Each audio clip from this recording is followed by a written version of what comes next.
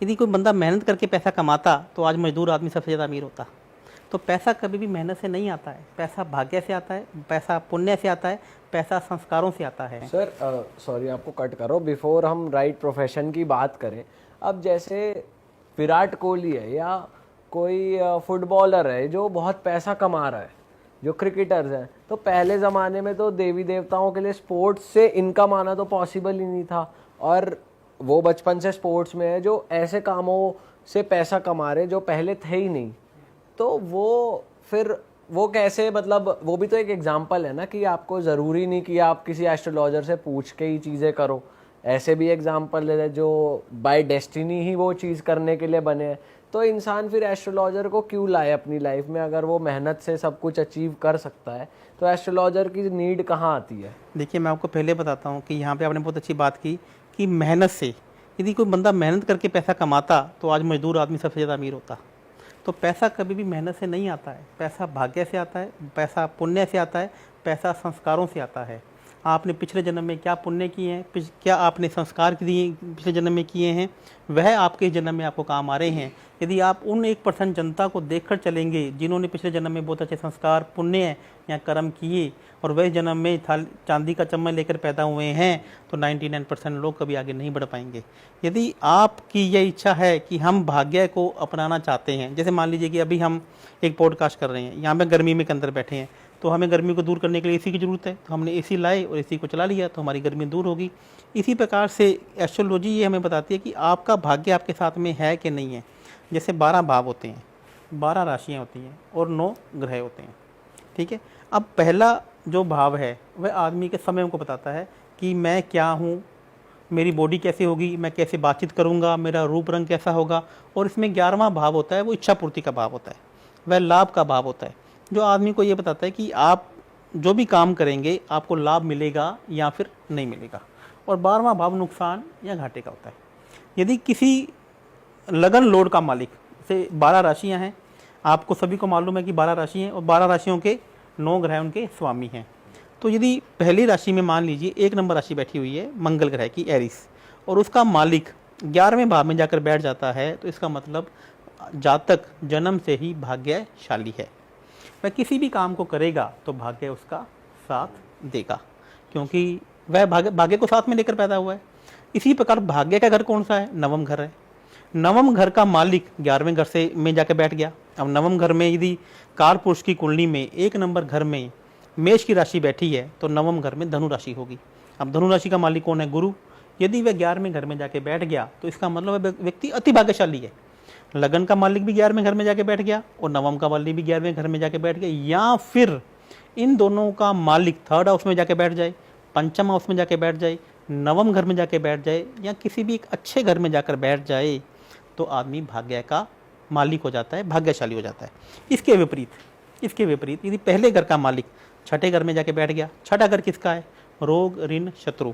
तो व्यक्ति की लाइफ शुरू से ही वह अपनी लाइफ को रोग, ऋण, शत्रु, मतलब अपनी हेल्थ बीमार हो जाएगी, या उसका पैसा कोर्ट केस में जाता रहेगा, या फिर इसी चीज़ों विवादों में वह उसकी लाइफ चलती रहेगी।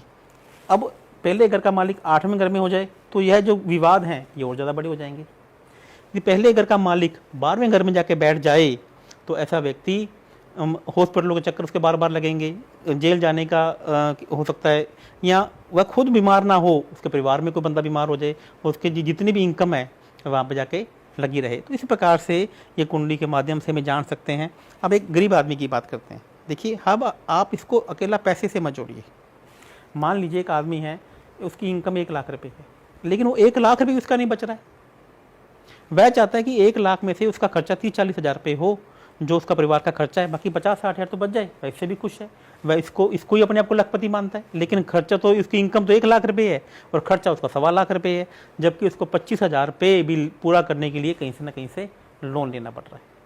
तो क्या हम उसका जो पैसा उसका व्यर्थ में जा रहा है, वेस्ट में जा रहा है, अब वो उसके पूर्व कर्मों की वजह से है या इस जन्म के कर्मों की वजह से? तो हम एस्ट्रोलॉजी के माध्यम से यहाँ पे उसकी हेल्प करते हैं कि आप किस प्रकार से आप अपने घर की बीमारियों को बचा सकते हैं, आप अपनी हेल्थ को बचा सकते हैं, या जो काम आप करने निकलते हैं वो काम क्यों नहीं होता है। अभी मैं उसको आपको एग्जाम्पल के द्वारा उसको बताऊँगा। सर अच्छा एक चीज़ बताओ, जैसे ऐसा कहते हैं जब हम गर्भ में होते हैं तभी जो स्टार्स होते हैं वो एक फ़ोटो खिंच जाती है जिसे हमारी कुंडली कहा जाता है ना, वो हमारा हॉरोस्कोप है। और आपने जैसा कहा कि हम पिछले जन्मों से लेकर आए हैं, कितने हमने पुण्य करे, कितने हमने पाप करे, कितना हम इस जीवन में भोगेंगे, ये डिसाइड कर दिया यूनिवर्स ने। अब मान के चलो हम उस हिसाब से ही भोग रहे हैं। कोई अगर ख़राब हॉरोस्कोप लेकर आया, वो परेशान है बेचारा, अब वो एस्ट्रोलॉजर्स के पास आता है और वो कहता है जी मेरा तो करो कुछ कल्याण। आपने उसे रेमेडी दी, जो भी प्लैनेट वगैरह चेंज करे, अब वो बढ़िया चलने लगा। पर यूनिवर्स ने उसका भाग्य ऐसा बनाया था कि ये तो भोगेगा, आपने उसको बदल दिया। तो मतलब आप यूनिवर्स की बनाई चीज़ों से छेड़छाड़ नहीं कर रहे। बहुत बढ़िया आपने बात की। जब ज्योतिष लिखा गया था भगवान गणेश जी के कहने पे, पाराशर जी के द्वारा, तब उन्होंने बताया कि पूर्व कर्मों के कर्म आपको भोगने पड़ेंगे। तभी मार्कंडेय जी, ऋषि एक मार्कंडेय जी हुए थे, वो ब्रह्मा जी के पास गए कि ऋषि, जिन्होंने पिछले जन्म में भूलवश किसी भी वजह से कोई कर्म, गलत कर्म या सही कर्म कर दिए, तो क्या उसको प्रायश्चित करने का मौका नहीं मिलना चाहिए? ब्रह्मा जी बोले ये बात तो बिल्कुल ठीक है, प्रायश्चित करने का मौका तो मिलना चाहिए। तो उन्होंने ये कहा कि यदि प्रायश्चित करने का मौका मिलना चाहिए तो इसके उपाय भी इसी के अंदर, कुंडली के अंदर लिखे जाने चाहिए। अब एस्ट्रोलॉजर कोई भगवान नहीं है, करना उस मालिक ने है, उसी मालिक ने इस चीज़ों को लिखा है, ईश्वर ने इस चीज़ों को लिखा है। लेकिन इस एस्ट्रोलॉजी में यह बताया गया है कि आप किन प्रकार से इन चीज़ों को करते हैं तो आप इन चीज़ों से बाहर आ सकते हैं। एक एग्जाम्पल से समझते हैं। आपने पता है कि हमारा जो शरीर है वह कितने तत्वों से मिलकर बना हुआ है?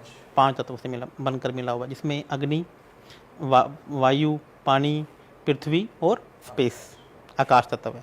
लेकिन जो एस्ट्रोलॉजी में ये माना गया है कि जो हमारा शरीर है वो 4 तत्वों से मिलकर बना गया है, जिसमें उन्होंने स्पेस तत्व को सभी के अंदर विद्यमान माना है। लेकिन पंच तत्व ये एक नई, इसके अंदर एक खोज हुई है।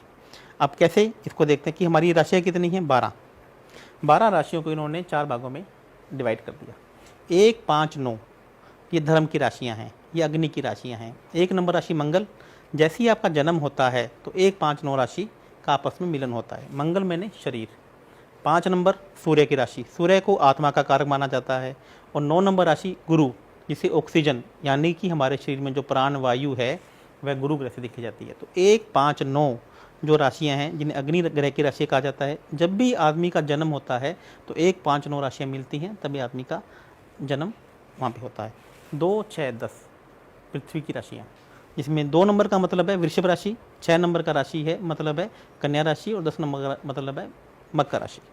ये तीनों पृथ्वी की राशियाँ हैं। और उसके बाद आती हैं 3, 7, 11 वायु की राशियाँ, इसमें मिथुन राशि, 7 नंबर तुला राशि और 11 नंबर कुंभ राशि। और 4 बार 8 बार आती है मोक्ष की राशियाँ। जैसे आदमी को पैसा कमा लिया, बहुत कुछ कर लिया, तो उसके बाद मोक्ष की बात करते हैं। 4 नंबर जिसे कर्क राशि कहा जाता है, 8 नंबर वृश्चिक राशि और 12 नंबर मीन राशि। अब मैं एक बात बताता हूँ कि आदमी कैसे काम करता है। जैसे आदमी धर्म मोक्ष करता है, सबसे पहले उसे क्या मिलती है? शिक्षा, मतलब धर्म के बारे में बताया जाता है कि आप किस लिए हैं। आप हिंदू धर्म में पैदा हुए, सिख धर्म में पैदा हुए, इस्लाम धर्म में पैदा हुए, जिस या किसी भी धर्म में पैदा हुए, वैसी प्रकार की आपको शिक्षा मिलती है, आप बड़े होते हैं।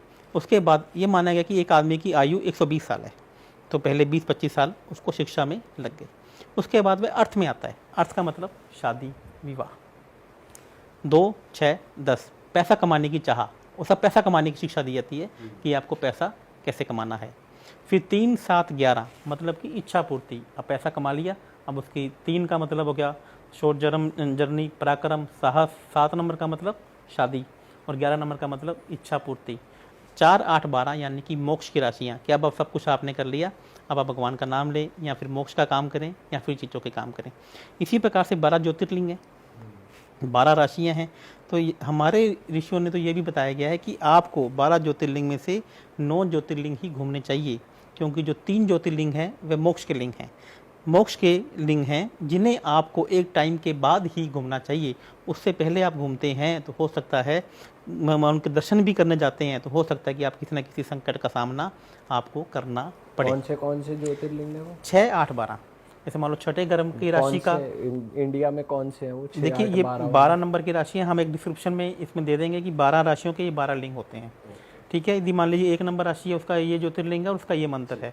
छठे घर का मालिक, 8वें घर का जो मालिक है और 12वें घर के मालिक की राशियाँ, उनके जो ज्योतिर्लिंग है वहाँ पे आपको समय से पहले नहीं जाना चाहिए। उनको जब आप इन सब कार्यों से निवृत्त हो जाते हैं तब आप इन ज्योतिर्लिंग में जा सकते हैं। क्या उम्र है सर उसकी वैसे, मतलब उसको जब कार्य पूरे हो जाए तब हाँ, चले तब जैसे आप लोग, आपके बच्चों की शादी हो गई है, आप अपना घर घोड़ा सब बना लिया है, अब आप इन लिंग ज्योतिर्लिंग के बारे में जा सकते हैं।